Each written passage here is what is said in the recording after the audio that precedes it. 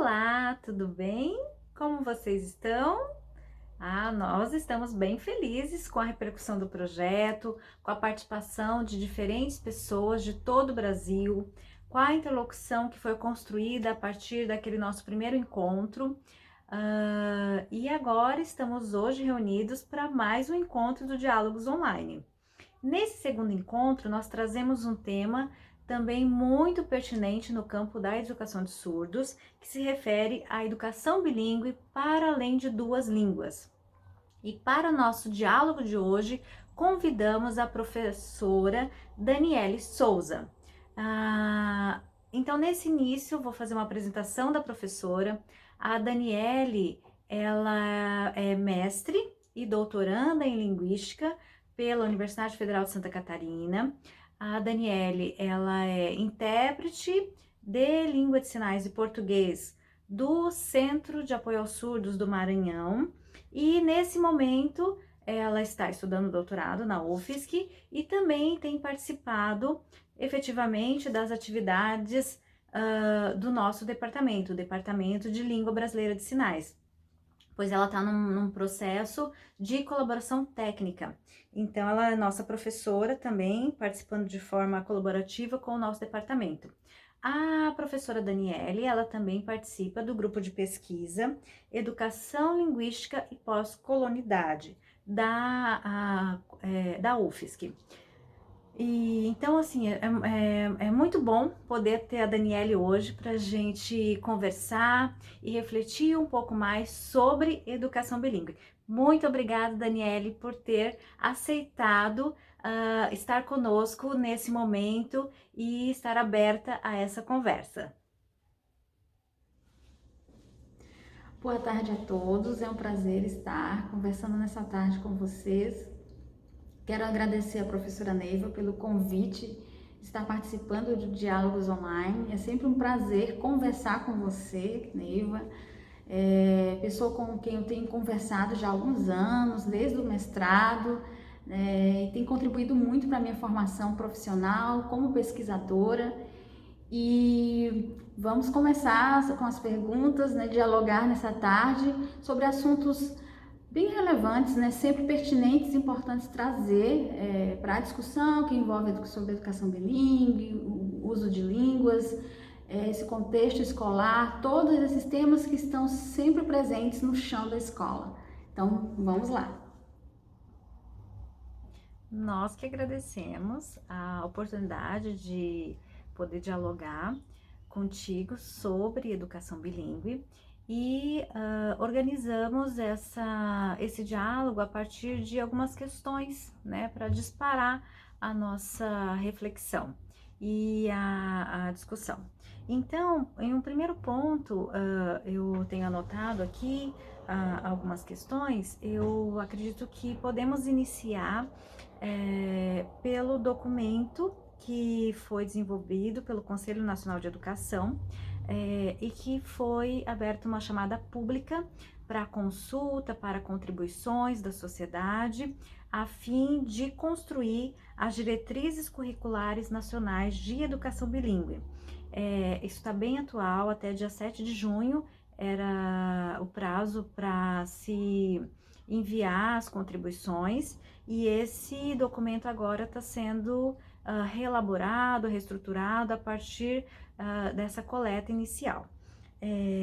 Eu acredito que talvez algumas pessoas não conheçam, então nesse momento que nós vivemos, é muito importante esse espaço democrático, aberto, para que a população possa refletir junto, contribuir, principalmente pesquisadores, os educadores que estão envolvidos com a educação bilíngue. E eu gostaria de ouvir de você um pouco sobre esse documento inicial, o material desenvolvido para o texto base, para a construção dessa diretriz. Além da apresentação desse documento de forma geral, eu gostaria de que você comentasse, que você pudesse nos apresentar suas reflexões sobre a relação desse documento com a educação de surdos. Então, é um documento que fala de educação bilíngue e o que isso pode ser ter influências, ter relações com a educação bilíngue de surdos ou para surdos, tá? Obrigada pela pergunta, Neiva. É muito importante trazer para essa discussão, para essa nossa conversa, essas novas diretrizes, né, nacionais para a educação bilíngue. E antes de falar um pouco desse documento, né, é importante a gente lembrar que foi aberta uma proposta, né, uma consulta pública, né, para quem quisesse, claro, né, professores, pesquisadores, dentre outras pessoas envolvidas com o trabalho e com o assunto em questão, que enviassem contribuições, né, sobre essa proposta. E as novas diretrizes, né, nacionais para a educação bilíngue, várias instituições, como eu falei nessa consulta pública, responderam, e futuramente nós vamos ter esse documento, né? Que posso dizer que é um documento que vai estar pronto?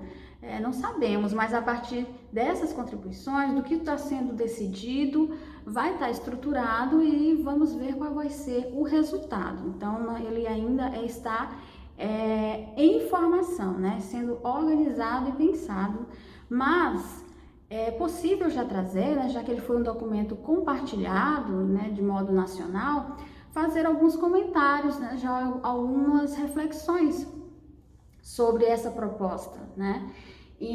Só que assim, o que eu penso, né, ser relevante para essa nossa conversa sobre essas novas diretrizes? Antes de comentar sobre a proposta, eu considero relevante fazer alguns comentários de modo breve, tá? Sobre educação bilíngue no Brasil, já que esse documento, ele trata de educação bilíngue, né? Ele vai estar aí fazendo decisões, trazendo decisões, né? No sentido de nortear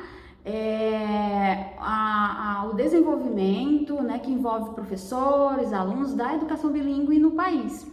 Então, o meu comentário é breve, tá? Sobre educação bilíngue.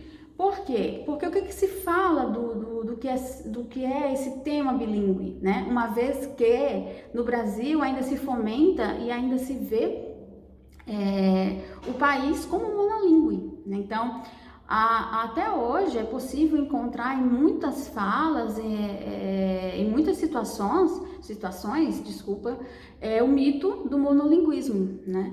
Então, embora ainda se fale desse mito do monolinguismo, nós podemos ver o quê? Um país com uma diversidade linguística riquíssima, que se contrapõe e mostra que o Brasil não é monolíngue. Mas esse mito do monolinguismo, ele é uma criação, sabe, homogeneizadora, que durante muitos anos ele tem abafado, ele tem apagado minorias, nações, comunidades, né, indígenas, a própria língua de sinais, né, se nós formos olhar historicamente como a língua de sinais é vista, né, porque como ela é considerada em relação ao seu status, né, no Brasil. Então, essa ideia de que o Brasil só fala português, né, por exemplo, né, daí, né, essa ideia de monolíngue, sendo que a própria língua portuguesa, ela é uma língua com sua diversidade, porque não se fala um português, né? Podemos perceber isso a partir das diferenças regionais, né, sociais, né, e diante do quadro das variações. Então, de acordo, por exemplo, com a Marilda Cavalcante, que é uma professora da Unicamp, ela tem um trabalho importantíssimo, né, que foi relevante, né, na época, até hoje porque ela fez um estado da arte, esse texto de 1999, que ela fala sobre educação bilíngue no Brasil. E em 1999, Neiva, a professora Marilda ela já trazia essa discussão, essa reflexão, esse convite sobre monolinguismo e a potência da educação bilíngue. Então, que já estava sendo discutido movimentos, né, dentro do campo indígena, sobre a língua de sinais, né, em 1999, né, e a Libras foi o quê? Foi reconhecida, né, a lei da Libras é de 2002. Então, daí, a gente já pode o quê? Já teve um despertar já bem anteriormente, então essa discussão, esse convite para a gente pensar e ver esse campo. Então, assim, é um texto até que eu já deixo aqui, tá, como referência, tá? É muito importante, porque ela traz já essa discussão sobre educação bilíngue e minorias, né? Então, desde o princípio de sua história, o Brasil, ele é marcado por essa concepção.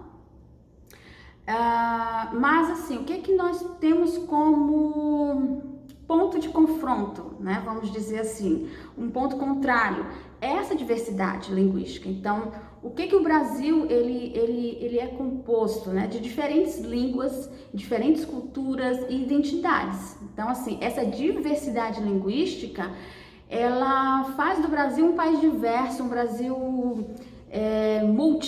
multicultural, multilingüe, tá?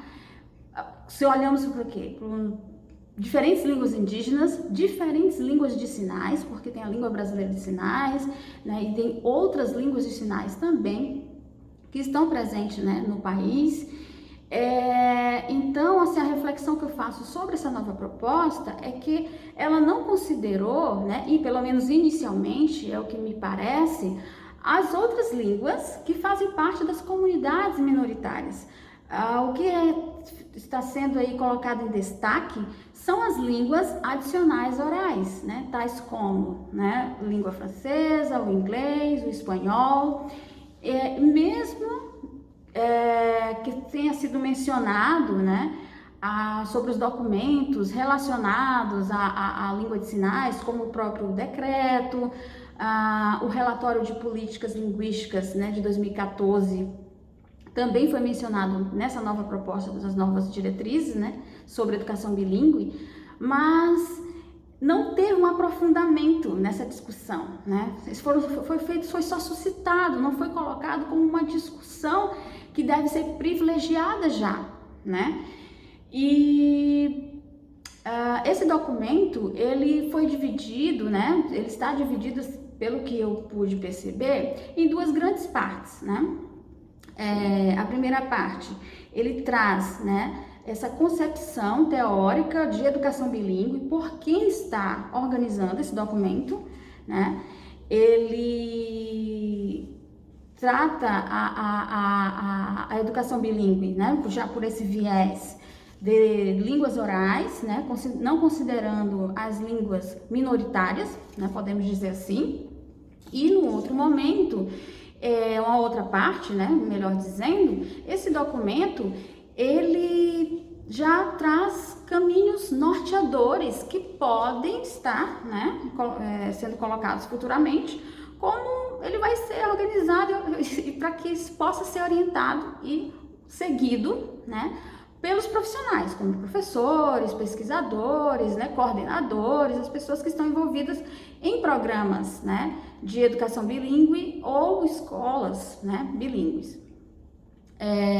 Essa presença, né, do que eu falei da primeira parte, de um único contexto, né, esse único contexto qual é? O que eu estou chamando de presença de um único contexto?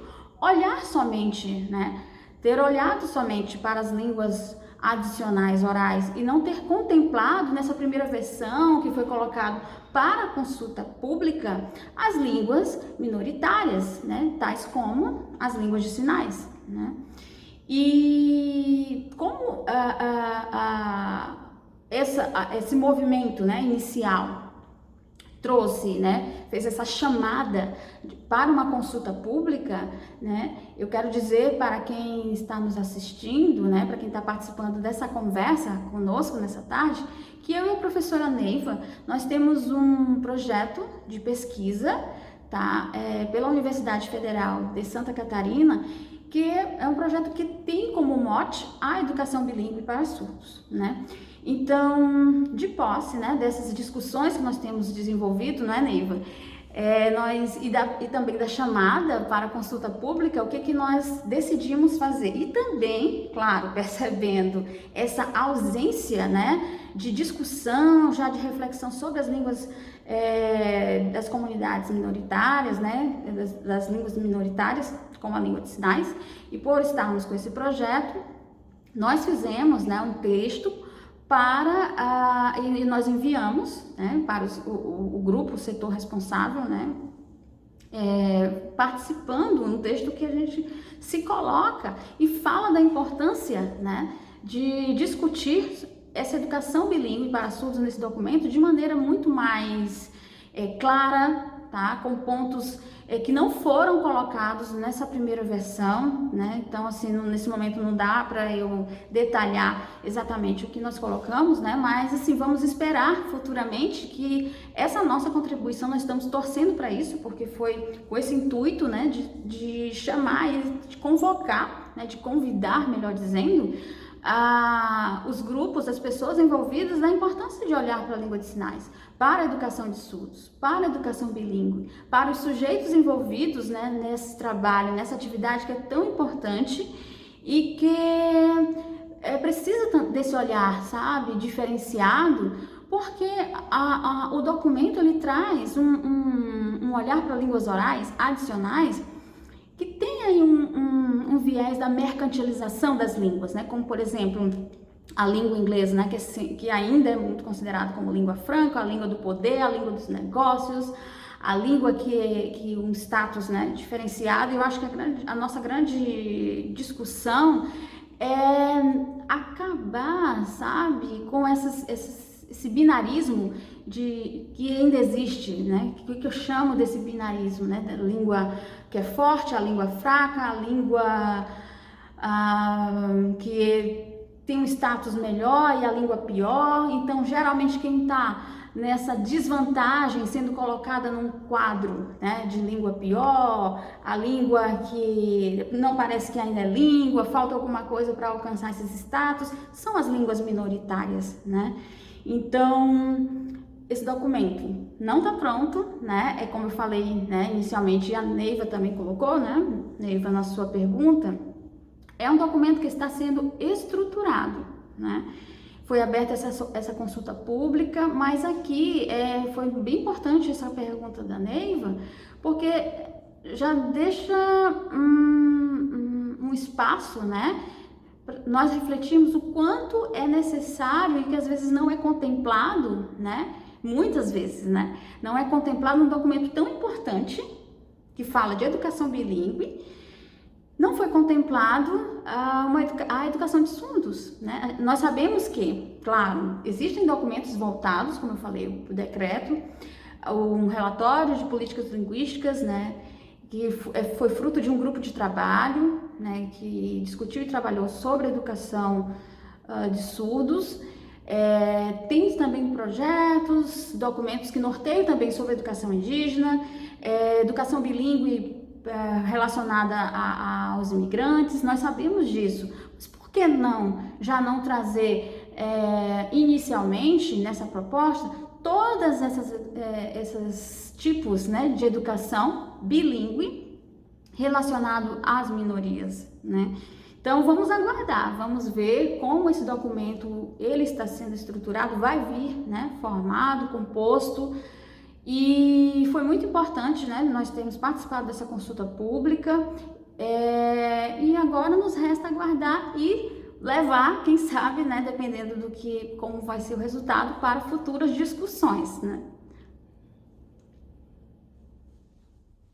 Concordo, Daniele, que é necessário que as pessoas participem, a população de forma geral, para que seja valorizada essa iniciativa de consulta pública, mesmo porque nós vivemos em um país democrático e devemos zelar por essa prática, né, de ouvir as diferentes vozes dos pesquisadores, dos educadores, dos gestores, de quem de fato está na escola e consegue perceber as nuances,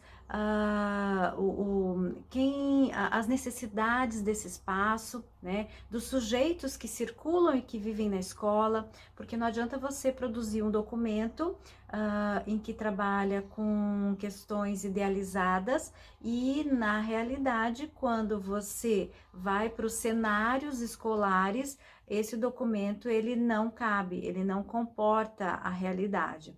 Então, essas contribuições elas são fundamentais, né, para que de fato tenha ali a voz de quem pesquisa, de quem estuda, de quem vive a escola e a questão da educação bilíngue e o ensino de línguas. Agora, a gente compreende que sempre estamos em movimento, ou melhor, em processo de transformação. Então, esse documento também ele vem sendo construído no sentido de que a escola, os espaços estão mais plurais, ou não mais plurais, mas talvez seja mais visível essa pluralidade que até então ela era invisibilizada, né? E aí, essa pluralidade, digo até linguística, que é o enfoque da nossa discussão hoje. No caso da educação de surdos, a gente tem visto um momento de ascensão, né, da língua de sinais, de visibilidade, de uso em diferentes espaços, não só acadêmicos, mas outros espaços sociais. E nesse sentido, é importante a gente tentar fazer a relação desse documento geral de educação bilíngue com a educação de surdos, né? E aí, por isso eu trago a segunda questão do nosso diálogo, um enfoque na educação bilíngue de surdos. O Brasil é muito diverso, né? Mas eu gostaria que você falasse um pouquinho sobre a sua percepção. Em que momentos nós estamos? Acho que é comum, né, um estudo inicial de contextualização da área, a gente fazer esse percurso meio que, digamos, estático, assim, o período da comunicação total, do oralismo, da comunicação total, e agora é o bilinguismo. Agora, o que é esse bilinguismo de para surdos? Em que momento nós estamos desse bilinguismo? Né? Será que é possível se ter um panorama nacional, se ter uma ideia de que momento nós estamos na educação bilíngue de surdos no Brasil? Queria que você dissesse um pouco isso, conversasse, né, refletisse, compartilhasse as suas reflexões sobre esse momento atual. Concordo, Neiva, que, né, retomando um pouco sobre a consulta pública, importante, né, foi um movimento importante ter aberto para a consulta, ouvir, né, as pessoas envolvidas, né, porque nesse momento, né, de consulta, de quando se fala de minorias, quando se fala de educação bilíngue, quando se fala de línguas minoritárias, né, melhor dizendo, é sempre importante ter essa postura êmica, né? Abrir espaço para ouvir o outro, né? Porque são essas pessoas, né, das comunidades, dos grupos minoritários, elas têm que dizer, né? Então, nós também, né, como pessoas formadoras, pessoas que temos o intuito de estar dialogando com a área, com as pessoas falantes, né, usuário das línguas minoritárias, também fizemos, né, essa importante contribuição, eu considero que sim, porque colocamos ali em questão assim, quais são as lacunas, né, quais eram as lacunas, né, que estavam já aparecendo numa proposta tão inicial. E concordo, né, que agora a ação posterior é acompanhar, ver os resultados que virão e trazer sempre para discussão, né? Porque vivemos, como você falou, num país democrático, né? Pelo menos até o que me parece, embora às vezes não esteja sendo assim em alguns momentos, mas trazer esse movimento, lembrar disso, sabe? É importante lembrar e fazer dessa forma, né? Pela democracia. Agora, sobre a sua pergunta, em que momento está a educação bilíngue para surdos no ano de 2020? eu penso que o que temos, né, de marcos, né, documentos marcantes, né, importantes. Nós não vamos fazer, eu não vou trazer aqui agora, né, concordo contigo, toda essa história de educação de surdos, né, nós sabemos como foi essa trajetória, mas eu vou olhar um pouco mais para os documentos, tá? Além do decreto, né, 5626, né, de 2005, que regulamentou a lei de Libras, eu trago um documento aqui bastante relevante, que temos assim super estruturado, de 2014, que foi fruto de um GT, né, de grupo de professoras, que fizeram um relatório, né, de políticas linguísticas voltado para a educação bilíngue para surdos. Então, nesse documento, nós podemos ver o quê?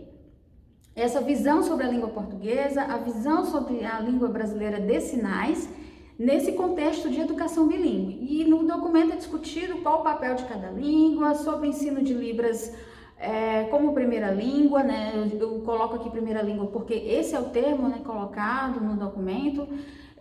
Português como segunda língua, também uso segunda língua porque esse é o termo, né, dessa forma que está exposto no documento, e os objetivos, né, dessa educação. No entanto, se formos olhar para o documento, o decreto, tá, 5626, e os seus modos de implementação de educação bilíngue para surdos, o que a gente podemos perceber? Que já se passaram, né, uns anos, né, alguns anos, estamos em 2020, né, o decreto é de 2005. E a educação bilíngue no Brasil, ela é diversa, ela não se faz por um caminho só. É diversa porque temos situações diversas, estados diversos, isso envolve a condição linguística dos surdos, condição linguística dos ouvintes também, né, que estudam com os surdos, né, nesses contextos de escolas regulares ou escolas inclusivas. Temos os profissionais, os intérpretes, professores de Libras, professores de surdos. Então temos aí as questões sociais, econômicas, políticas, geográficas. Então tudo isso influencia para uma formação, para um reger, para um orientar uma educação bilíngue nas escolas, né? Então é diverso, então a gente não tem só um caminho. Considerando essa diversidade e olhando também para o decreto, eu reflito, né, e coloco aqui também para nós refletirmos juntos que é preciso ainda implementar muita coisa, né? Muitas ações, né? Não só ficar no campo da discussão. Acredito que essa discussão ela já é bem forte, já tem acontecido, né, bastante já durante todos esses anos, e isso já está posto, está lá no decreto. Mas assim, quais são as ações voltadas, né, para a formação de professores de Libras, para os intérpretes de Libras, para os pedagogos, para os coordenadores, para todo aquele corpo, né, para essas pessoas, né, de carne e osso, como está sempre lembrando nessa essa expressão do professor Pedro Garcês, que trabalha com pesquisas, né, nas escolas públicas. Então, olhando para as escolas públicas, que tipo de formação? O que essas pessoas têm recebido, né? Como é que está sendo colocado, formado, discutido, implementado, né, a educação bilíngue? Porque temos que sair desse campo do planejamento, né, para a implementação, fazer esse trabalho de ação, se olharmos para a política linguística, que assim nos orienta. Planejar e sair do campo do planejamento para a ação. E tudo isso já estava previsto no decreto 5626, mas qual tem sido a real implementação? Então, estamos em 2020 e se olharmos para anos anteriores, para governos anteriores, nós podemos citar o quê? A implementação, né? Nós tivemos a criação dos CAS, né, por exemplo. E os CAS foi um projeto que deveria ter sido planejado, aliás, implementado, né? Não só planejado foi, mas em todos os estados do Brasil. Mas isso não aconteceu. Então, em alguns estados, o CAS está presente e cada CAS tem sua realidade, porque como eu falei no início, cada estado tem uma realidade diferente, a condição linguística do surdo, a idade que o surdo vai para a escola, os atendimentos que o aluno surdo recebe, a formação dos professores, a formação de todo esse corpo educacional, e aí envolve intérpretes, professores, coordenadores, né, que estão ali no trabalho, no corpo a corpo, né, com esses alunos surdos, no cotidiano da escola. E o CAS tem propostas, né, diferentes, que, dependendo da região, né, eu trabalho, né, eu sou intérprete de Libras do CAS de São Luís, e tem trabalhos, né, dependendo da região, volto a dizer, que está relacionado muito à comunidade, para atender a comunidade, para atender os surdos, para atender empresas relacionadas ao surdo, que recebe o surdo como profissional, cursos de Libras para ouvintes. Só que a gente precisa de mais, né? Nós precisamos de mais ações, né? E eu cito um campo extremamente importante que poderia estar em pleno vapor, né? Contribuindo para essas ações, para essas formações, né? Precisamos de formações, que é a universidade pública. Eu não estou dizendo aqui que durante esses anos não tem ganhos, né? Temos ganhos, né? Riquíssimos, importantíssimos, marcantes, letras Libras nas universidades públicas, tanto na modalidade presencial, como na modalidade à distância, né? Na educação à distância, dentre outros cursos de letras voltado para o português, como ensino para surdos em algumas instituições. Temos sim informações, só que isso não é de uma maneira nacional, isso não atinge o nosso público em geral, que trabalha na educação bilíngue, que trabalha na educação de ou para surdos, né? Isso é muito pontual. Então, se colocar para se fazer um levantamento, nós vamos perceber e nós vamos comprovar que isso não é uma realidade brasileira. Então, existe uma carência, né, de formação, e as universidades públicas, na minha opinião, têm sido o quê? Sucateadas, não sendo valorizadas, pesquisadores cada vez colocados, sendo olhados, né, com desrespeito, não sendo valorizados. É isso que eu tenho visto. Então, isso reflete na educação bilíngue para surdos em 2020. Então, o que eu vejo hoje? Então, assim, respondendo a sua pergunta, como está? Está estremecido, né? Está carente de formação continuada, né? Não é um curso rápido, não é uma oficina, para trazer, para ouvir o que está acontecendo, ver o que está acontecendo nas escolas, ouvir essas pessoas, esses atores sociais, porque eles estão à frente do trabalho. E muitas pessoas têm dito sim, né? Mas aí elas precisam ser ouvidas, ações precisam ser implementadas. É preciso sair da zona da conversa, né? Do que está no documento, do que já está posto, para a ação, tá? E concordo que essa consulta pública foi um pontapé, assim, de 2020, né, inicial, para trazer essa discussão da educação bilíngue, saber como está, a conhecer a realidade, mas como eu falei no primeiro momento, não contemplou de maneira muito clara, de maneira muito como se deveria ter contemplado, sabe, marcante, a educação bilíngue para surdos. Ouvir, dizer o que é, como se faz, e entender todos os aspectos entrelaçados nessa situação.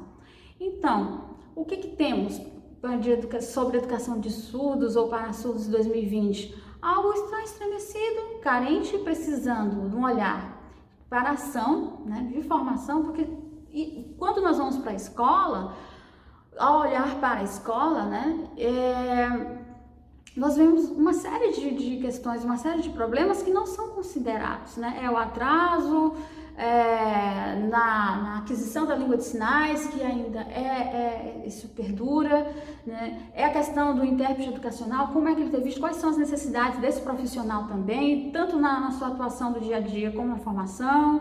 É para o professor de português como língua adicional, então assim, qual é a formação específica que esse professor recebe, uma formação acadêmica, então assim, onde? Então assim, vamos esperar o que mais? Em que momento? Então, há uma série de linhas aí que elas se encontram num ponto lá na frente. Então, assim, não é só pensar em sentar, fazer um documento e discutir. Nós queremos ação. Então, como está a educação bilíngue de surdos, Operação 2020, precisando de ação? Poxa, Daniele, são tantas questões que você tocou, questões importantes para se pensar a educação bilíngue de surdos. Eu percebi que você deu um enfoque sobre a formação dos profissionais envolvidos nessa educação, o quanto ela se faz relevante e o quanto ainda precisamos avançar para conseguir minimamente formar quem vai estar nesse trabalho de atendimento, de ensino dos alunos surdos, né, no Brasil.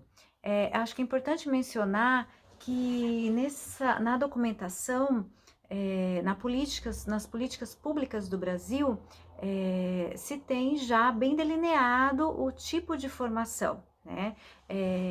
E contudo, essa formação pensada, planejada, ela realmente não conseguiu sair do papel em todos os espaços do Brasil. Veja, se nós temos o curso Letras Libras para a formação de professores de Libras, né, e para a formação de tradutores e intérpretes de Libras português, é preciso que tenha curso suficiente para formar profissionais para atender a demanda, a população brasileira. Contudo, o número de cursos nas universidades públicas e acessíveis, né, à população, ele é muito pequeno ainda. Se não me falha a memória, são 8 cursos, né, em universidades públicas. E isso não atende à demanda, à necessidade do Brasil.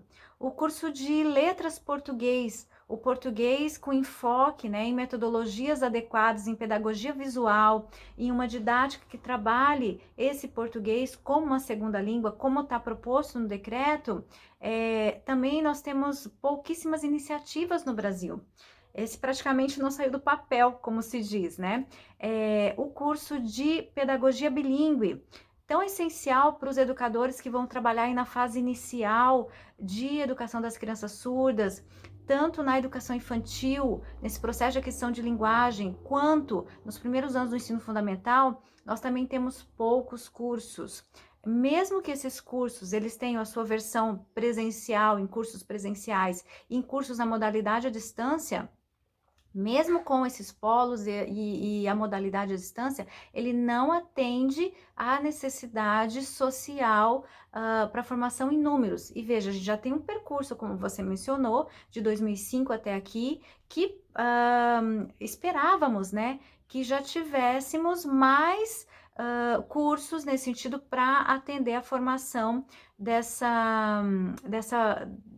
desses profissionais.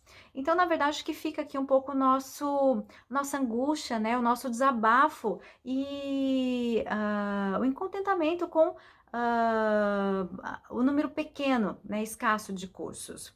É preciso também dizer que isso é um reflexo, né, da falta de valorização da universidade pública, não só dos espaços de pesquisa, mas também da produção de cursos de formação nessa área de ciências humanas e sociais.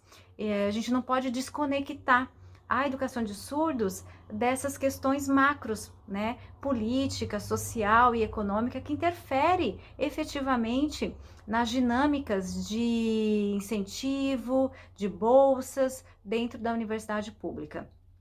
Então, é importante frisar aqui e mencionar esse problema, um problema social. Além disso, você comentou, fez a discussão do documento, né?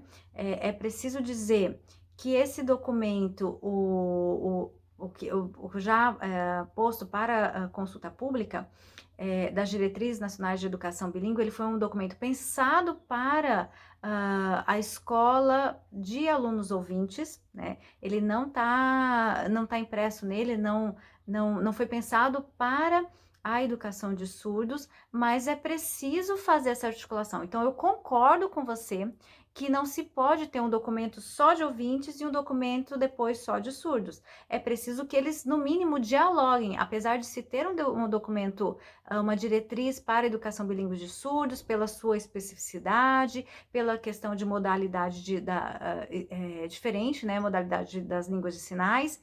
Contudo, é preciso haver uma articulação, porque em processos de educação inclusiva, esse aluno surdo, ele vai estar lá numa escola comum e que tem alunos ouvintes e surdos. Então, é preciso que esses documentos também dialoguem. Concordo com você. E me chamou a atenção que no seu discurso você foi apresentando, né, essa documentação nacional e mencionou o documento fruto do grupo de trabalho de 2014, em que pesquisadores do campo dos estudos surdos, da educação de surdos, se pronunciaram, puderam registrar algumas diretrizes para a educação de surdos. E você, como analista da linguagem, né, que sou, é possível perceber na sua fala que você enfatizou que no documento está posto L1, L2, L1 e L2, né? E isso me chama a atenção, porque eu tenho visto, né, nas novas produções, no campo da linguística aplicada, outras terminologias sendo empregadas. E aqui não é só uma questão do termo, de que palavra usar, mas entendendo que as palavras, elas refletem, né, no signo linguístico ele é ideológico e nela se reflete concepções de língua, de sociedade, de cultura. Então, é possível perceber que em outros textos de autores da linguística aplicada tem sido usado, por exemplo, o termo língua adicional, né? E tentado fazer uma discussão ampla sobre essas questões multiculturais, né? Tanto que se tem usado bilinguismo, não só mas também a questão das múltiplas linguagens que ocorrem nas situações de interação.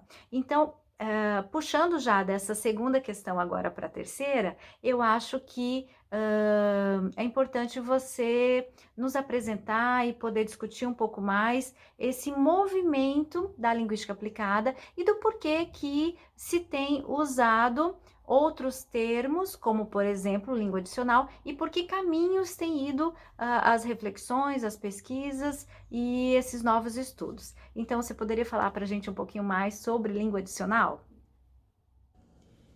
Então, Neiva, o termo língua adicional. O termo língua adicional, seu conceito, eu me pauto, vou citar aqui, tem vários teóricos, tem vários pesquisadores que já trazem, né, em suas pesquisas, em seus estudos, discutem o termo língua adicional, mas eu vou citar três, né, que eu me alinho. Uma desses autores, né, é a minha orientadora de doutorado, a professora Maria Inês Lucena, e também cito o professor Pedro Garcês e a professora Margarete, ambos professores da Universidade Federal do Rio Grande do Sul. Então, no trabalho desses três autores, nas produções, né, isso em artigos, livros, em teses, em dissertações, é possível encontrar essa discussão do termo língua adicional. Por exemplo, o referencial curricular do Rio Grande do Sul, organizado pelo professor Pedro e pela professora Margarete, eles fazem uma discussão riquíssima sobre se é possível ensinar uma língua adicional nas escolas, né, numa escola pública, que eles estão sempre voltados seus estudos e trabalhos, né, para a escola pública. Ambos também têm um livro muito interessante que fala da língua adicional nas escolas, né, e discutem conceitos do que é ensinar, do que é aprender uma língua adicional, dentre outras questões que atravessam esse processo, essas situações.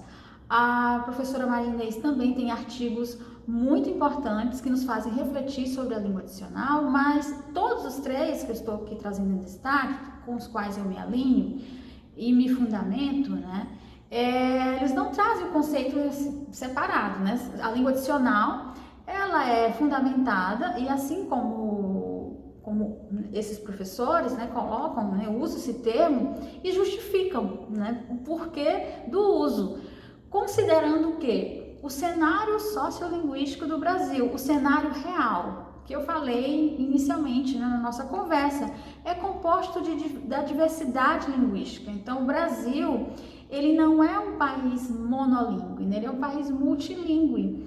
E as crianças, adultos, as pessoas que estão aprendendo uma língua adicional, que afirmam que esses autores afirmam que esse termo ele está relacionado a outras línguas que o aluno queira aprender ou o aluno aprenda, com exceção da sua língua de casa ou da sua língua de nascença, são as línguas que estão sendo aprendidas na escola, como Libras, como francês, como inglês e por aí vai. Né? Não só na escola, tá? Em cursos livres ou cursos de idiomas. Então, língua adicional são as línguas que são aprendidas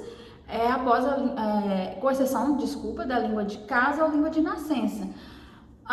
O que difere, né, do conceito língua adicional para L1 ou para L2 é que não faz essa divisão como se fosse dois monolíngues, né? L1 e L2. Quando falamos de língua adicional, nós estamos falando de um olhar dinâmico, estamos falando de uma educação bilíngue dinâmica, que existem diferentes línguas envolvidas na situação. Então, o aluno que está ali aprendendo Libras como língua adicional, uma criança ouvinte, por exemplo, ela não está aprendendo só Libras. Aquela criança ela não é uma tábula rasa. Ela tem toda uma vivência, ela tem uma série de experiências que ela traz de casa, traz da rua, traz da interação com outras crianças fora da escola, traz de outras situações anteriores àquele momento de estar aprendendo Libras, né? Então, assim, eu me fundamento por estar relacionado com o quê? Com esse repertório linguístico, com esse conjunto de línguas e experiências que os falantes bilíngues, eles estão sempre se renovando, eles estão sempre adicionando línguas, experiência, conhecimento. Então, aqui não está sendo trazida essa concepção do falar bem, do falante nativo, você tem que falar igual ao nativo, mas a língua adicional, ela olha para uma língua que se adiciona ao repertório de línguas que o falante já tem. Também para experiências, né? Não é só uma língua. A língua, ela é social, ela se cria, ela vai se formando, ela vai tomando corpo, tomando vida a partir também das interações. E essa definição de língua adicional, ela se contrapõe, tá, a uma visão de língua pura, homogênea, que não tem essa interferência de outras línguas, de não se mistura, não. Ela se mistura com as outras línguas, né? No sentido de quê? De que aquele sujeito que está aprendendo uma nova língua, ele é composto de todas essas experiências que não é colocado aqui em questão, habilidades. Se ele é bom na habilidade da fala, da escrita, da leitura, não, é considerado o que ele tem, né? Quais são a forma, né, as performances criativas do falante, né, daquele sujeito que está aprendendo. E para repensar, né, para nós refletirmos juntos sobre essa concepção, dessa visão de língua pura, língua homogênea, que existe uma língua que não deve ter interferências de outras línguas, eu deixo até como referência um texto da Pratt, que é uma autora que trabalha sobre utopia linguística. Então, o título sugere, tá?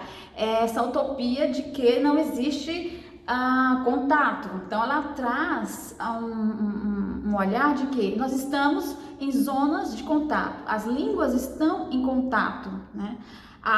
Os sujeitos estão em contato, então isso é um sujeito, né? Outras questões estão em contato.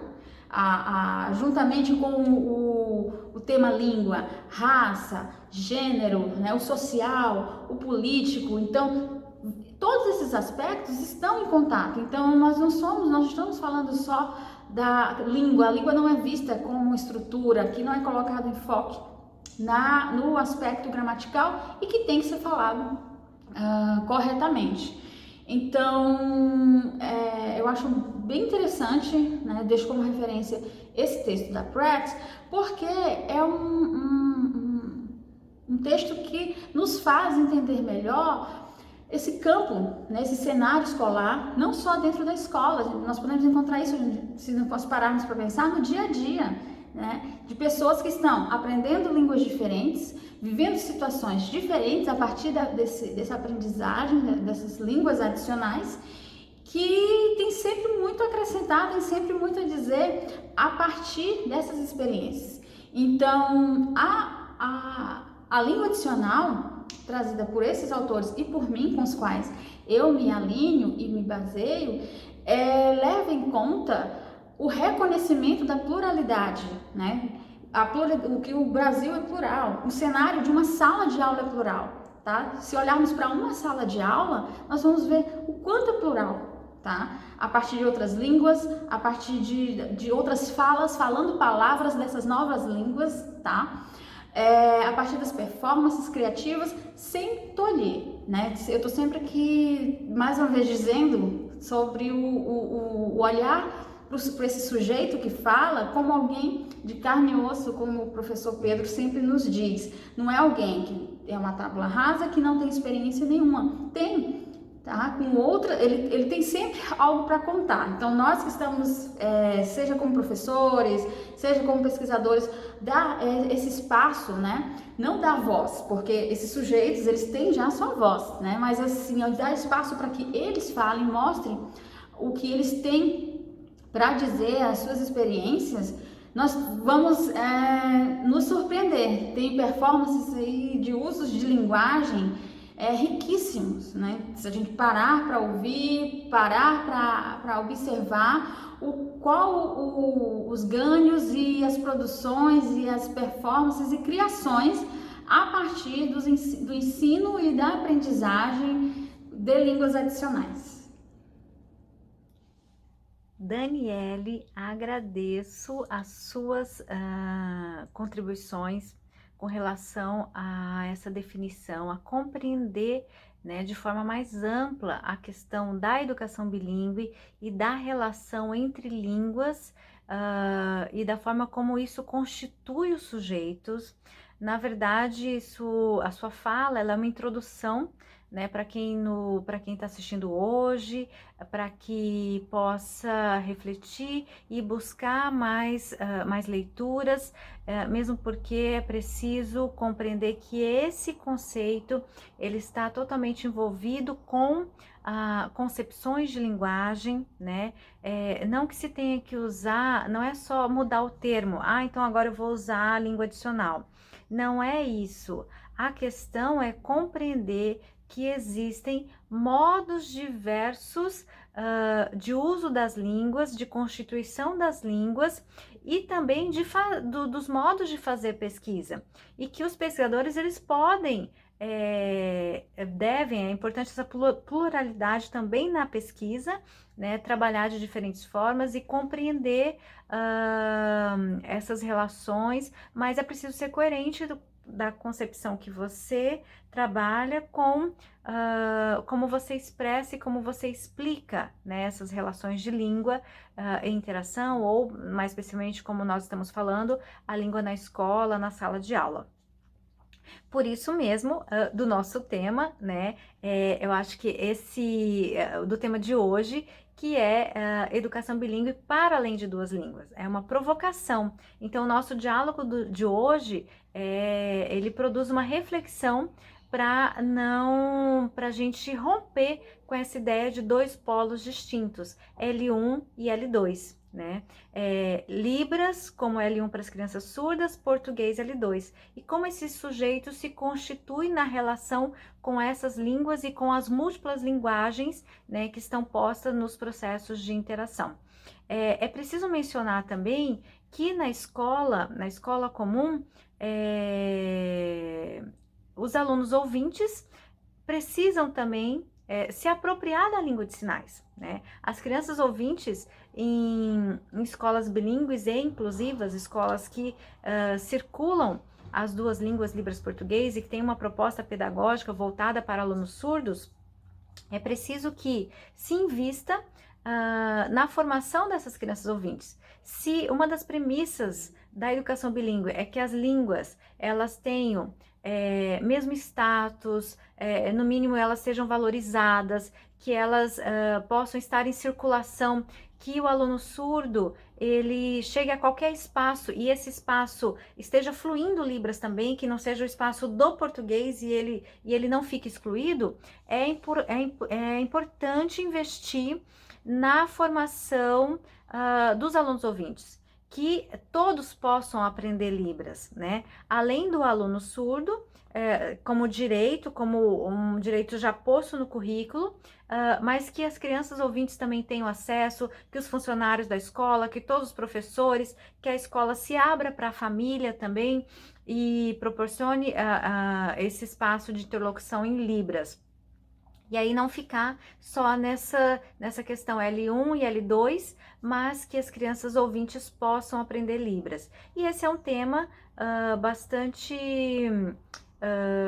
digamos assim, importante, contudo, pouco discutido. E eu sei que esse é o tema da sua pesquisa de doutorado.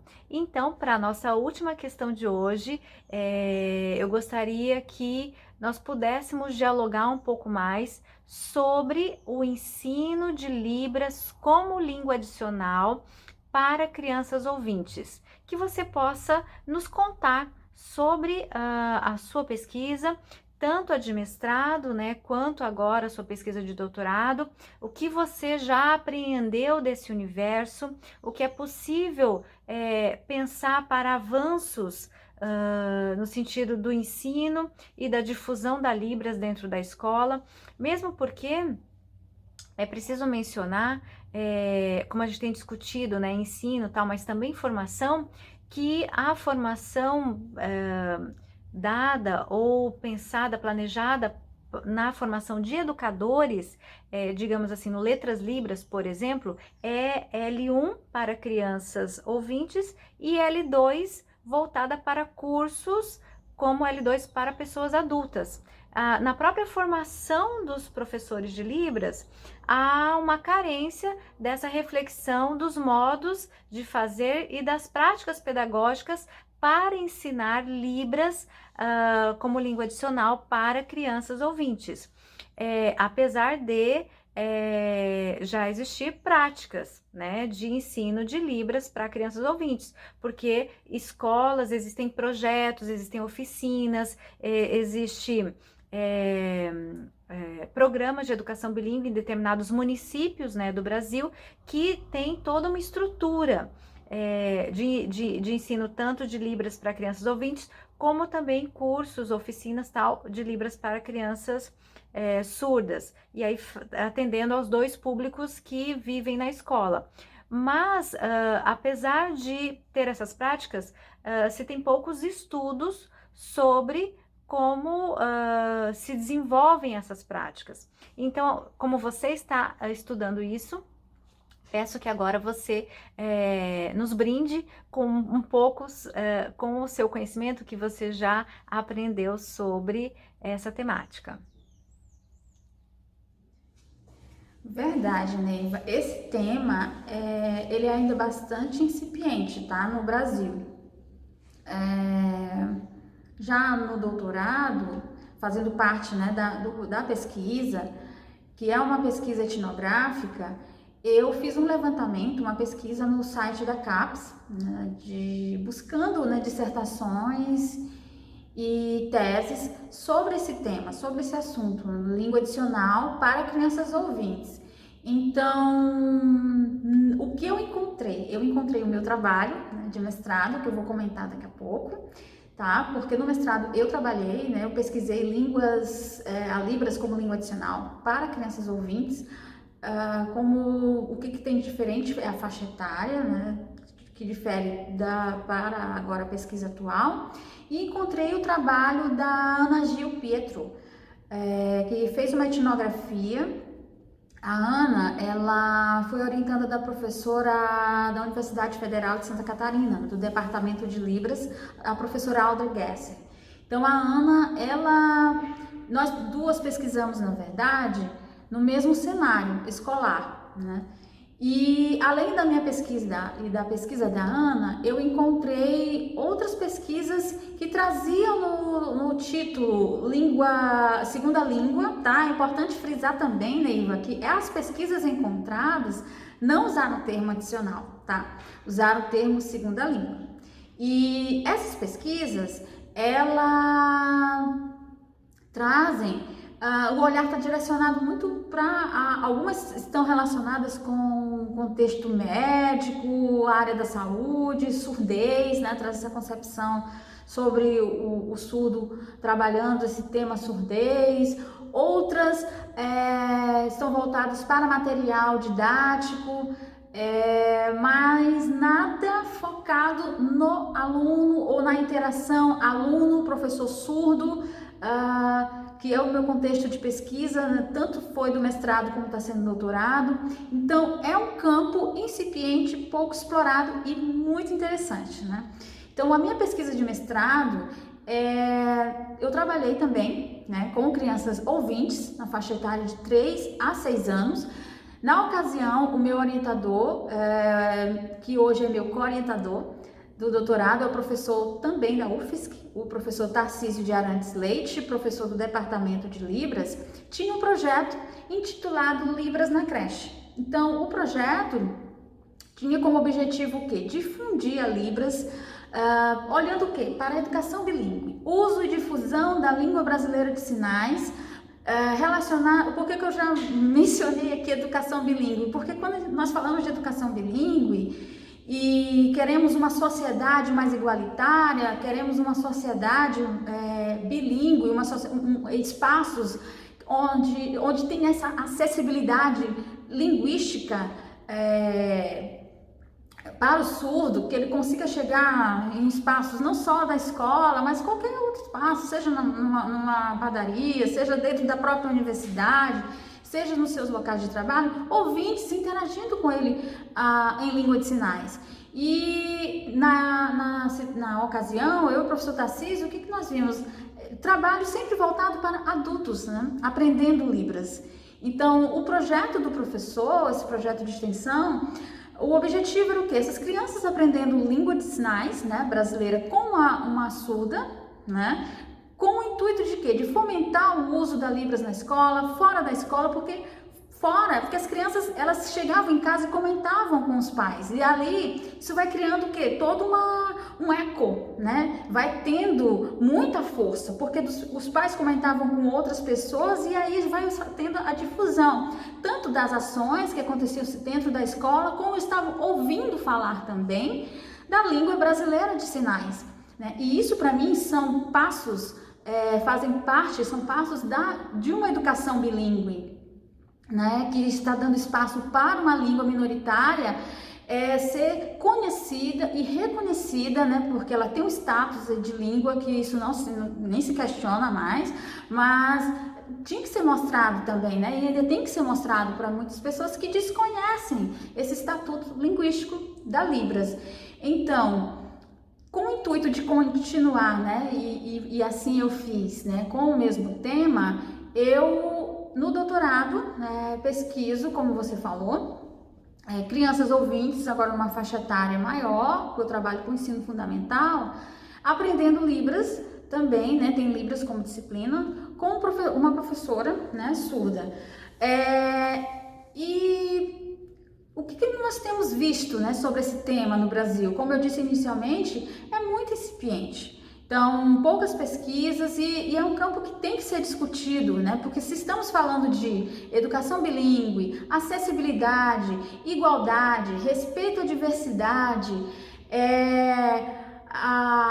essa inclusão no sentido do diverso, né? Nós temos que oportunizar, sim, crianças, não só olhar para o adulto, mas criança, porque é ali, é nessa fase, né, da constituição, de reconhecer o outro, de conhecer de entrar em contato com uma criança surda, naturalizar essas relações, né? Que tipo, uma criança ouvinte dividindo espaço, uma sala de aula em escola com uma criança surda, naturalizar, não olhar para uma criança surda e achar assim, nossa, e ver aquilo ali como uma barreira linguística e social, né? Cultural e dentre outras barreiras que às vezes não temos assim noção do que possa surgir dessas relações, porque a criança é surda, né? Então, assim, quem ganha nesse ensino, quem ganha nessa construção, a partir desse contato, né? Como a Pratt fala, línguas em contato, todo mundo ganha. A criança surda ganha, a criança ouvinte ganha. Então, se for aqui listar benefícios dessa situação social, que é o ensino de Libras para crianças ouvintes, tem vários, mas assim, eu posso citar aqui a promoção do multilinguismo, né? É a promoção da língua brasileira de sinais, o uso e difusão da Libras, fazendo o quê?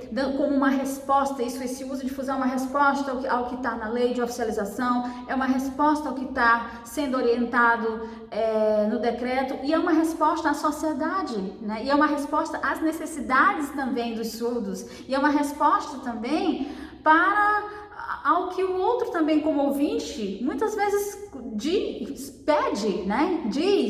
Coloca, eu também quero aprender, eu tenho necessidade também, eu quero interagir, né, com o outro. O desenvolvimento do vocabulário, essa experiência com a língua de sinais que eleva a autoestima da criança ouvinte, da criança surda, a autoconfiança que é colocada aí muito em questão no sentido da melhoria, tá?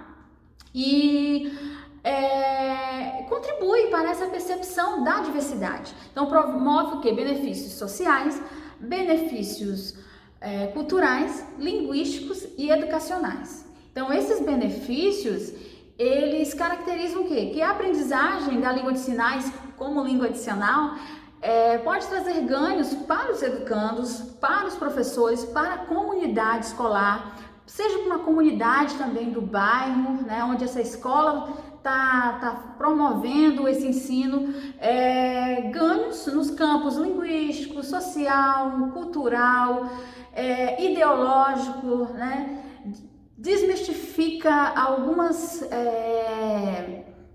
algumas crenças, né?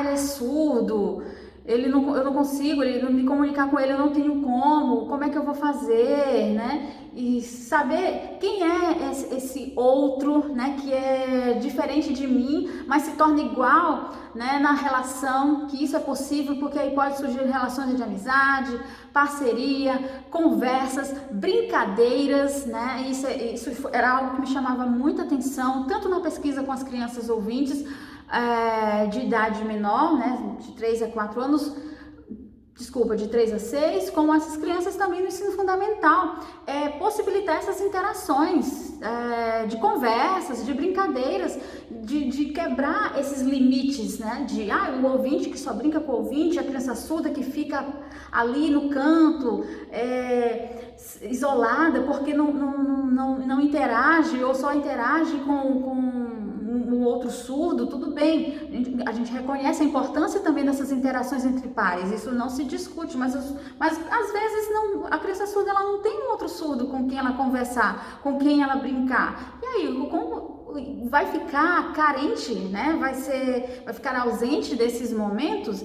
Então são benefícios que estão para além do uso, estão para além da promoção do multilinguismo, estão para além dessa difusão da língua, mas que colaboram com a inclusão educacional, social, de todos, construindo uma sociedade, né, pelo menos nós buscamos, né, construir, tem esse intuito de construir uma sociedade mais igualitária, uma sociedade bilíngue ou multilíngue mais justa. essa questão da construção de uma sociedade diferente, né? Eu acho que é uma sementinha que não pode morrer. Não pode morrer em cada educador, em cada pessoa que se propõe a servir para a transformação social. Então, nós, como professores, como educadores, como pesquisadores, eu digo do espaço, né, que falamos, né, do lugar de fala que estamos, é importante que tenhamos isso dentro de nós. E penso que a educação bilíngue para surdos não pode deixar de lado o ensino de Libras também para crianças ouvintes, porque é nesse ponto que nós vamos conseguir fazer uma virada social. Com investimento na difusão da Libras de base, ou seja, se todas as crianças ouvintes pudessem ter contato com a Libras na escola, desde mais cedo possível, e contato com surdos, se naturaliza, isso não se torna algo místico, diferente, especial, né? Mas é normal falar línguas de modalidades orais, auditivas, ou línguas de modalidades gestuais visuais. É normal você saber que existem pessoas surdas. Isso faz parte, tornar isso comum e não algo diferente e exótico. Então, o investimento no ensino de Libras para crianças ouvintes, ele realmente tem um ponto importante aí para uma transformação social futura. E é muito, muito relevante a sua fala da questão do anseio, né? E das contribuições desse ensino, não só para as crianças ouvintes, para as crianças surdas. As crianças ouvintes não estão aprendendo Libras só para ajudar o surdo, né? Você aprendeu uma língua nessa outra modalidade e quanto mais e mais línguas, você tem contribuições importantes para o próprio sujeito, né? Tanto cognitivo, linguístico, cultural, de conhecimento de mundo. Então, realmente, esse é um tema que precisa ser dado mais destaque no campo da educação de surdos. O ensino de Libras como língua adicional para crianças ouvintes. Eu quero agradecer a sua fala, foi muito rica, a sua experiência, né? Como pesquisadora, como quem está no campo, como quem faz a etnografia, não só como quem está no campo, mas também como quem vive esse campo, né? Como intérprete do CAS, como professora, que trabalha na educação de surdos também. Então, foi muito rico esse momento de diálogo. Eu só posso agradecer por você ter aceitado esse convite. Então, quero agradecer mais uma vez, Neiva, o convite para essa tarde riquíssima de conversa, de troca, de crescimento, né? Porque quando nós conversamos, né, com o outro, nós estamos sempre crescendo, né? E muito obrigada. As reflexões que fizemos juntas aqui são extremamente relevantes, né? Daqui sairiam outros temas, mas aí seria um outro encontro, uma outra tarde. E eu quero agora dizer que vamos passar para o segundo momento dessa tarde no Diálogos Online e estou aberta a perguntas, a contribuições, a um diálogo. Vamos continuar esse diálogo e deixar para vocês um grande abraço, desejar tudo de bom, muita luz e muita força nesse momento. Um grande abraço. Olá, tudo bem, pessoal? Estão me ouvindo? Tudo jóia? Estamos conectados agora ao vivo e podemos já iniciar a segunda parte do nosso encontro, que é o momento de podermos, de fato, fazer um diálogo, né, com a Daniele, referente a essas questões iniciais que despontaram essa reflexão, que podemos apresentar para vocês e organizar. Eu gostaria de, novamente, né, agradecer a Daniele por por ter nos brindado, né, com toda essa discussão. Eu sei que são muitas informações, são temas, assim, que cada questão aprofundar muito, né, mas nós conseguimos fazer em praticamente 1 hora uma conversa inicial, né. Eu estive acompanhando e muitas reflexões também, muitas questões no processo. Acredito que tocou as pessoas, né, quem estava participando, os tradutores e intérpretes, professores de Libras, e isso é bastante bacana porque atende ao objetivo do nosso projeto, que é o Diálogos Online. Eu gostaria, fizemos uma seleção aqui, né, são muitas questões, já peço desculpas de início, porque não temos condições de responder tudo ou de abordar tudo, mas nós temos um grupo no Facebook e eu vou pedir para que vocês se inscrevam, né, no grupo, para que possam acompanhar, porque as questões que não puderem ser respondidas aqui, pela questão do tempo, nós tentaremos continuar esse diálogo lá no espaço do Facebook, tá ok? Então, Daniele, das questões, né, algumas as pessoas iam fazendo perguntas ou colocando algumas experiências no chat, e elas, de certa forma, já iam dialogando com o que você estava expondo, né, naquele momento. Uhum. A primeira questão que selecionamos é a questão da Lara Ribeiro, em que ela pergunta se essa concepção de Libras como a língua adicional para ouvintes vai diferir, né, a metodologia de ensino que se discutia de ensino de Libras como L2.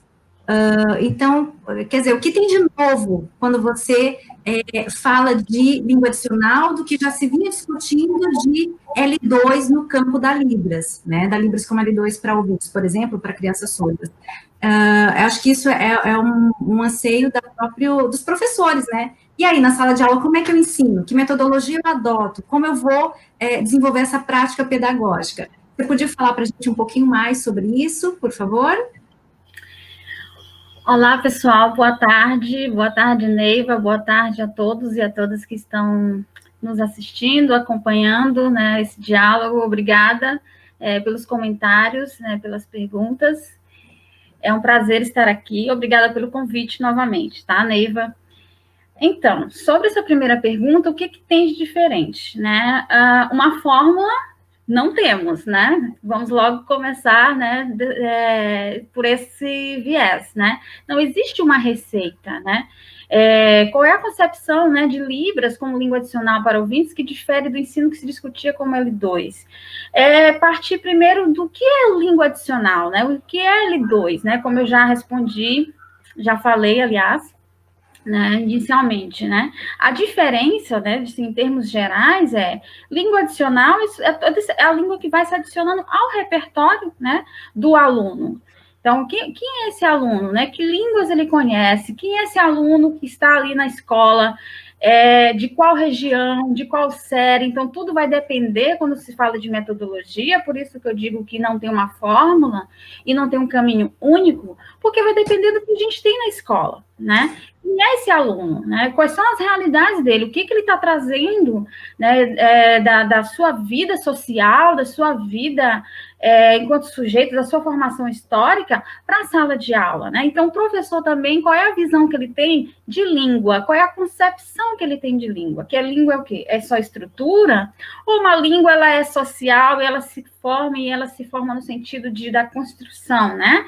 Dessas interações.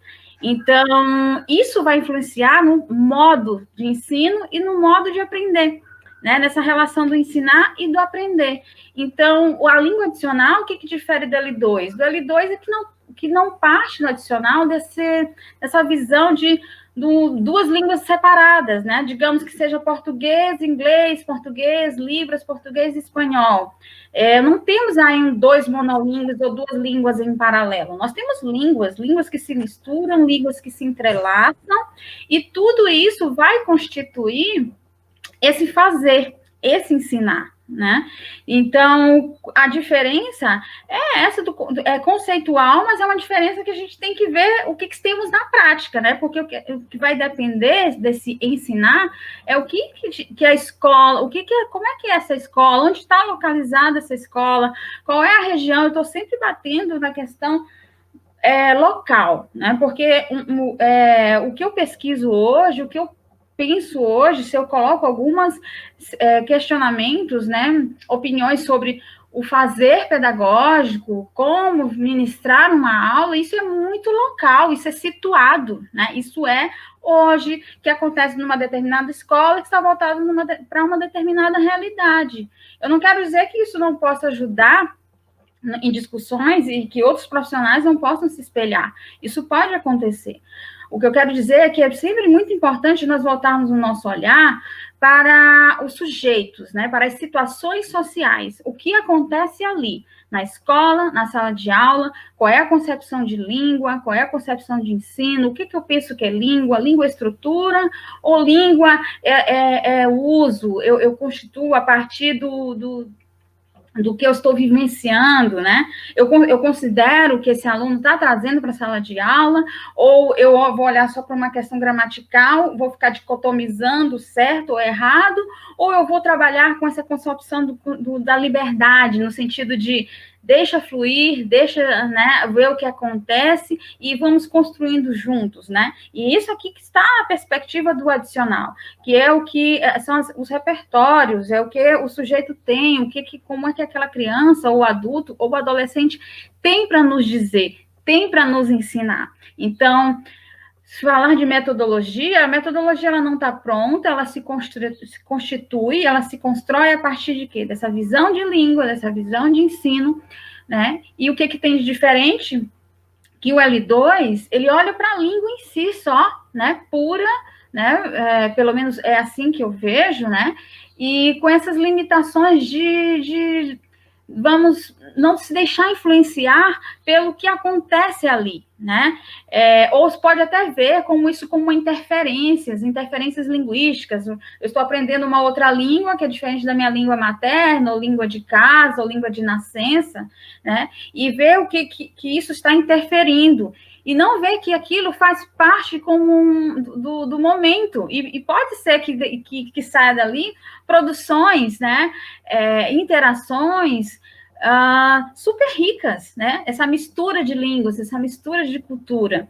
Não vendo como um erro, né? Se interferiu, se misturou, né? Que isso faz parte desse aprendizado de uma língua e achar que isso pode comprometer o aprendizado, né? De uma língua adicional, né? Então, vencer alguns pontos, né, de diferença quando se fala em metodologia, olhando para o lado, para essa concepção, né, da língua adicional e para uma segunda língua.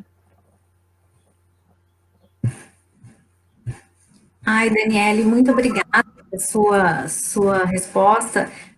Todas as questões eu achei, assim, bem complexas de serem respondidas, mas você foi bem objetiva, né, entendendo que parece que a metodologia de ensino de L2, você tem o método pronto, preparado para ser aplicado. E nessa nova concepção, não, você precisa ver os sujeitos, a questão da sala de aula, da composição dos sujeitos, dos alunos e do professor, e a partir daí você vai pensar modos de interagir e de proporcionar o desenvolvimento de linguagem, né? Fantástico. E temos mais uma questão que também acho bem difícil de responder, porque são muito complexas, né? Discutir educação bilíngue e a ação dos professores em estar lá na prática pedagógica. E aí a pergunta da Maria Aparecida de Almeida, que ela questiona por que fazer acontecer a educação bilíngue é tão difícil no Brasil. Que complexo, né, Maria Aparecida? Por quê, né? Então, o que eu penso a respeito disso? Por que está considerando difícil, né? O que é esse difícil, o que se considera como, né, desafiador, né? Vamos dizer assim, eu diria até desafiador, né? são desafios, né? Quando se pensa em educação bilíngue, está se pensando em pessoas, está pensando em diferenças, está pensando em relações de poder, em conflitos e tensões. Porque ali vão estar a diversidade, pessoas juntas, pensando, agindo de diferentes, né, focos, né, usando diferentes lentes, né. Então, eu prefiro vamos, assim, colocar nessa resposta uma reflexão, assim, como enfrentar esse desafio, né? Como fazer acontecer essa escola enfrentando o desafio, porque dificuldades e desafios em implementações, né, em políticas e envolvendo línguas, porque nós estamos envolvendo línguas, seres humanos, vai ser sempre desafiador, né? Vai ser sempre assim, rico, porque é rico, eu digo, porque tem aprendizagem, nós temos lições, né? E temos que pensar o quê? Refletir sobre as ações do governo, né? Então, assim, é um governo que tem se voltado para a educação, então isso é um dos primeiros pontos. Se está falando de educação bilíngue, a gente não tem já que pensar só partir direto para as línguas, né? Tem que pensar em políticas linguísticas, políticas educacionais, né? Políticas. Então, isso envolve o olhar de quem está à frente, né? Nessa gestão, sobre como olhar para a educação de forma geral. E aí nós temos também a educação bilíngue, né? Então, atrelada a isso, reconhecer o quê? Reconhecer o Brasil como um país o quê? Diverso, né? Esse país que tem diferentes línguas, né? Eu iniciei a minha fala trazendo essa reflexão, né? Que embora nós podemos presenciar isso, existe ainda uma insistência, ou talvez às vezes é uma falta até de conhecimento, né? Ou são visões mesmo de língua, né? Visões ideológicas, que o Brasil é monolíngue. Então, o reconhecimento do país enquanto diverso no sentido das línguas, né? Que estão aí, né, no Brasil, né, as línguas de sinais, o português, as línguas de sinais caseiras, as línguas de sinais que são, né, de outros, que não são as línguas de sinais urbanas. Então, reconhecer essa diversidade do Brasil. E, a partir disso, quando se pensar nas políticas, definir quais políticas linguísticas e como. Não é só fazer uma política de maneira geral, mas eu penso que é uma política local, situacional, voltada para quem, onde, como, né? E quando se fala para quem, onde, como, é interessante, quando se pensar nessas políticas de educação bilíngue, ouvir os sujeitos envolvidos. Quem são os sujeitos envolvidos? Se eu estou falando, por exemplo, de educação bilíngue, que envolve a língua brasileira de sinais, que envolve os indígenas, ouvir o que os surdos têm a dizer, os indígenas têm a dizer sobre, né? Então, eu acho que políticas de educação bilíngue, ela se constitui ouvindo, né, o que os surdos, os indígenas, eu estou falando dos quilombolas, porque eles vão nos mostrar as necessidades, né? A sua realidade, por isso que eu falo de situacionalidade, né? E aí entra essa postura êmica, entra todas essas questões que a gente já veio discutindo hoje, do reconhecimento do outro, né, das necessidades do outro, que o outro tem para nos dizer, né? Mas quando eu falo disso, né, dessa constituição de educação bilíngue, a gente tem que ter noção, você mesma, né, a Maria Aparecida traz na pergunta que é tão difícil, que não é algo assim... a gente não pode romantizar, né, essas implementações. É desafiador, existem conflitos e tensões, não tem como ser algo posto, está pronto o documento, vamos implementar. É processual, né? E nesse processo, e se dialogando. Eu acredito que se tivesse essa prática do diálogo constante, da visitação constante, onde está sendo implementado tal política de educação, seja numa escola, de educação infantil, ou de ensino fundamental, no médio, seja nas universidades, né, fazer esses diálogos abertos para sempre ir se discutindo e se refletindo. Não, então, sair desse cenário de comunidades imaginadas, né, que vai ser tudo tranquilo, que vai ser tudo em paz, quando se fala de educação bilíngue. Não existe, essas comunidades imaginadas, elas realmente são imaginadas, né, porque nesses cenários, nós estamos falando de línguas, então, vai haver momentos, né, e situações onde vão estar emergindo o tempo todo, porque não tem como não estar presente, as ideologias, relações de poder, os posicionamentos, as concepções de línguas. Então, tudo isso tem que ir se alinhando e se afinando. Então, é um desafio, né?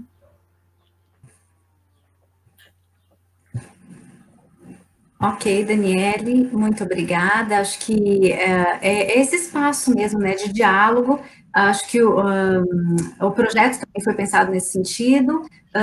E o diálogo locais, né, nas escolas, nas redes de ensino municipal, estadual, e quem de fato está lá frente a frente com esse trabalho, com o trabalho com os alunos, com as comunidades que vivem essas questões linguísticas da diversidade, e nesse sentido, a próxima questão que nós selecionamos, ela é do professor Marchiotto, é um professor surdo. Tudo bom, Marchiotto? Que bom que eu estava acompanhando o chat, ali tem muitas pessoas, né, intérpretes, professores, e angustiados no sentido de, gente, como é complexo fazer uma educação bilíngue e querendo dialogar conosco. E aí o Marchiotto, ele coloca assim, na verdade ele faz uma colocação, e eu queria que você pudesse explanar um pouco mais sobre isso, né? Ele diz assim: temos que lutar e focar primeiro na escola bilíngue para surdos, depois a disciplina obrigatória para todas as escolas, né, para as crianças ouvintes e para todas as escolas. Então, essa é uma opinião minha, enquanto surdo e ex-estudante de uma escola de surdos. Pela experiência dele, né, com a educação bilíngue, ele faz essa colocação. Então, eu gostaria que você pudesse explanar um pouco mais sobre isso. Obrigada, Marchiotto, pela sua colocação, né, sua participação e por ter acompanhado aqui conosco, né, nessa tarde. Então, a luta, né, pela escola bilíngue de surdos é uma luta pertinente, né, atual, ela é histórica, né, se nós formos acompanhar aqui, colocar, discutir, né, sobre a história da educação de surdos, né, é totalmente compreensível, né, e relevante falarmos sobre escola bilíngue para surdos, né? Então, ele, né, como surdo, né, como ex-aluno de uma escola de surdos, né, tá aí, nos colocou, né, nos destacou, né, a importância e a relevância de uma escola bilíngue para surdos. E eu, como pesquisadora, intérprete, né, que acompanho e estou, né, na área já há um tempo, reconheço, né, e sei, né, que a luta é, né, relevante né, e como atuante na área, consigo reconhecer, né, tomando como base, como eu falei, né, se nós formos falar sobre a história da educação de surdos, né, só que, na minha opinião, falar sobre o ensino para ouvintes, né, ou colocar Libras como disciplina obrigatória para todas as escolas, né, de maneira posterior a essa estruturação da escola bilíngue para surdos, eu acredito que são dois projetos, né, diferentes, mas que são dois projetos que podem ocorrer de maneira conjunta, né? A ação de um, na minha opinião, não invalidaria o outro, uma vez que a educação bilíngue, a Libras, né, nessa discussão de educação bilíngue, na educação infantil, né, para ouvintes do ensino fundamental, para professores ouvintes, para familiares, né, pais ouvintes, né, com filhos surdos ou não, eu acredito que a língua de sinais, ela deve ser implementada, né, nas escolas, com o intuito de do uso e difusão da Libras, por todas aquelas questões que eu coloquei, né, na minha fala, da Libras ser uma língua de uso, né? Pense, numa educação infantil, por exemplo, crianças ouvintes interagindo com crianças surdas na escola. Né? Na minha pesquisa, eu presenciei no cenário do doutorado, né, momentos como esse. Então, assim, a minha fala também está muito pautada na minha experiência, em aquilo que eu vi, né, de crianças ouvintes aprendendo Libras e tinha uma criança surda na sala de aula. Então, eu pude ali ver o quanto isso é importante, né? Quanto isso estava fazendo diferença na vida daquela criança surda, né? Então, são duas frentes diferentes, eu concordo, né? Concordo que as duas ações, elas devem acontecer, né? A Libras deve continuar sendo usada e difundida para ouvintes, né? E quando eu falo do cenário escolar, eu falo que ali na escola é o começo, né? De tudo, para que ela seja colocada no cenário social. Claro, a escola é social, mas eu digo ao ponto do ouvinte, criança, adolescente, adulto, poder interagir em diferentes espaços. Ir numa farmácia, conseguir interagir, numa padaria, diferentes cenários, né? A Libras ocupando diferentes cenários, diferentes possibilidades, situações de interação.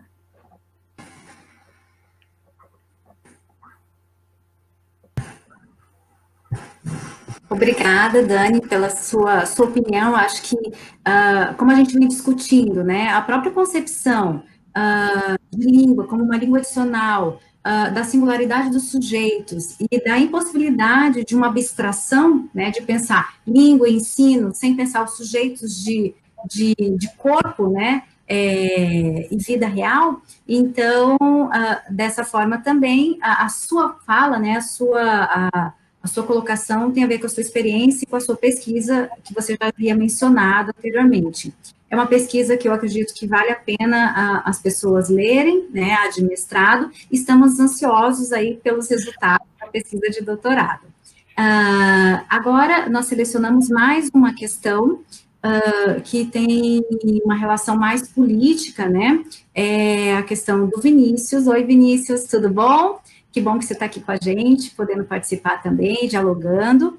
Na verdade, o Vinícius ele foi participando, foi colocando várias questões assim no chat, mas pela questão do tempo, né, já estamos bem encaminhados aí no nosso tempo previsto. Nós selecionamos uma que dá para desencadear uma reflexão, tá? Então, a pergunta do Vinícius é: se o documento elaborado não dialoga com a realidade da escola para surdos, com qual realidade tal proposta, né, desse documento nacional de educação bilíngue dialoga, então? Oi, Vinícius, obrigada pela pergunta, obrigada por estar conosco também. Então, Vinícius, o documento, né, na minha concepção, né, essa prévia, né, que nos foi dada, né, um documento, claro, ele vai ser reformulado, por isso que abriu para consulta pública, né, mas até onde eu pude perceber, a realidade da proposta, né,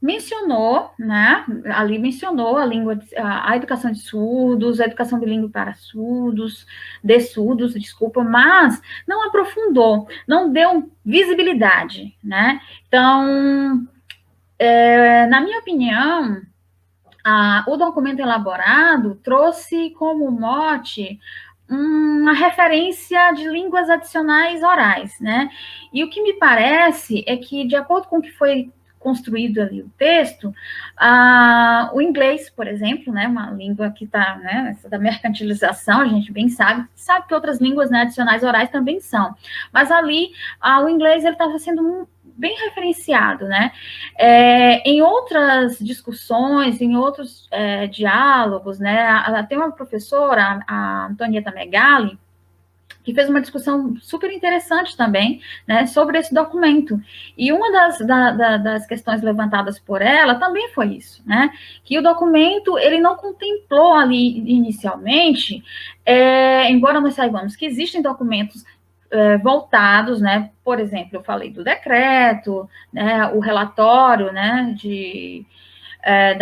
sobre a educação bilíngue, né, por esse olhar de português, Libras, né, essa relação da educação bilíngue para surdos, mas o documento, ele não pontuou, ele não deu essa visibilidade, né, como poderia ter dado, né, é como se fosse algo que vem à parte, né, e daí, né, que eu achei que bom que abriu também para consulta pública, para que a gente pudesse também destacar e refletir isso, né, da importância de considerar as outras línguas e não tomar como referência, né, para mim ali essa realidade da proposta, uma língua oral, a língua de mercantilização, a língua de referência, uma língua internacional, enfim, né, todas essas características, né, ideológicas que são colocadas em relação a uma língua adicional oral.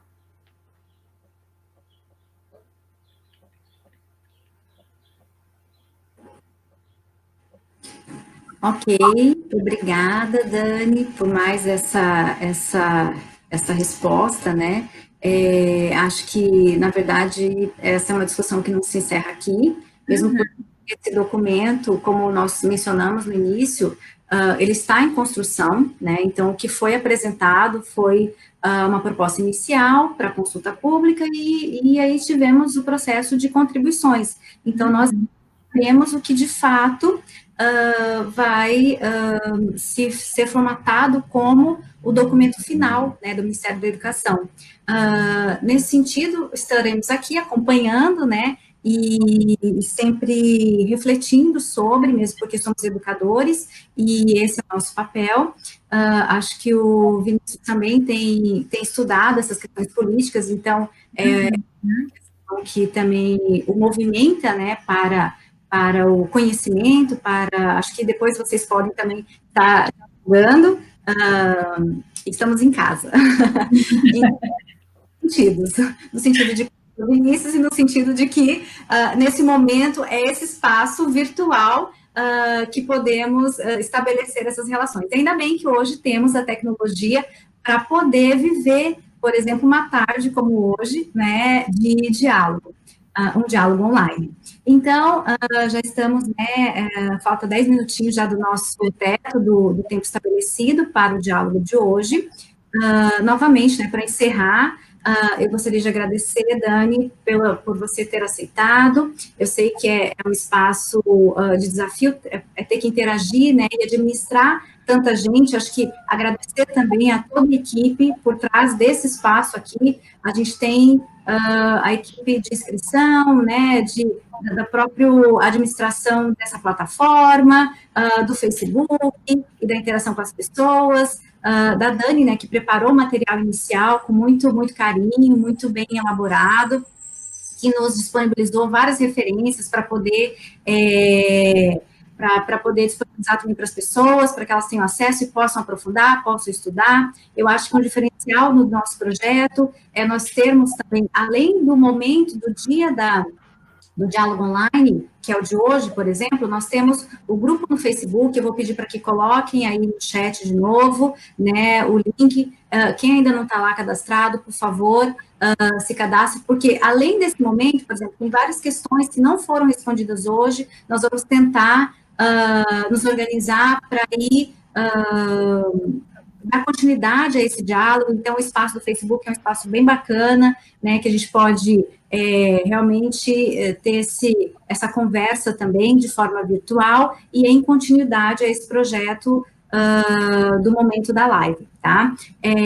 Eu acredito que já estamos, né, quase no tempo. Então, outra questão, vou pedir para que vocês, agora nós estamos apresentando, né, no nosso canal, o canal do Diálogos Online, no YouTube, então vou pedir para que vocês, né, curtam, também se inscrevam, porque a gente pode estar podendo informar vocês mais rapidamente de quando será o próximo. Já temos uma agenda, como nós informamos, né, já temos uma agenda estabelecida, e nessa agenda há vários convidados, outras temáticas. Então, gostaríamos de agradecer que aceitaram, né, e que já estão preparando o material. para nossos próximos encontros.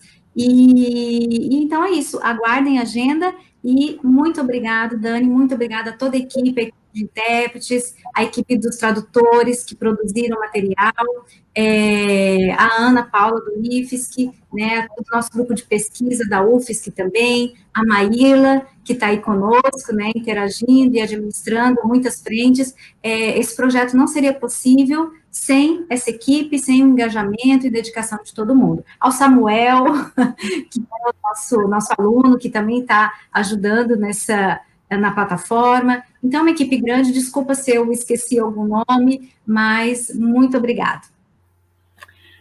Então, só para finalizar, gostaria de agradecer, né, mais uma vez, a Neiva pelo convite, né, muito obrigada pela oportunidade de estarmos aqui construindo juntos, né, esses conhecimentos, assim, passaremos aqui a tarde toda, né, porque são assuntos tão ricos, né, complexos também. Quero agradecer a Ana Paula, toda a equipe, né, que esteve aí conosco, nos ajudando, né, o Samuel, a Maírla, as intérpretes de Libras, muito obrigada. A todos que estavam nos assistindo, aos que participaram com comentários e perguntas, e o Diálogos continua, né, no Facebook, estaremos respondendo as outras questões. Um abraço a todos. Tchau, pessoal. Um abraço.